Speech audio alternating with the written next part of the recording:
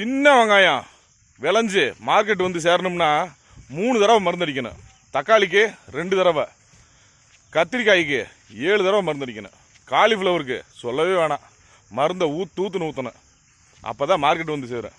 எல்லாத்தையும் முடிச்சுட்டு கடவுள்கிட்ட வந்து வேணுனாராம், சாமி எல்லாம் நல்லா இருக்குன்னு சாமி, நான் ஒரு 50 வயசு வரைக்கும் வாழணும் சாமி அப்படின்னாராம்.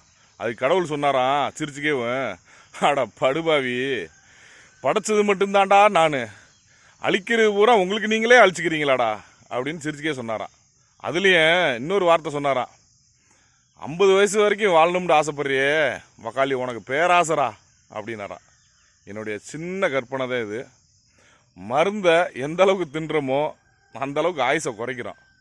ஆனால் இருந்தாலும் நம்ம மனுஷங்களுக்கு பேராசை நிறையவே இருக்குது, நிறைய ஆயுளோடு இருக்கணும் அப்படின்னு.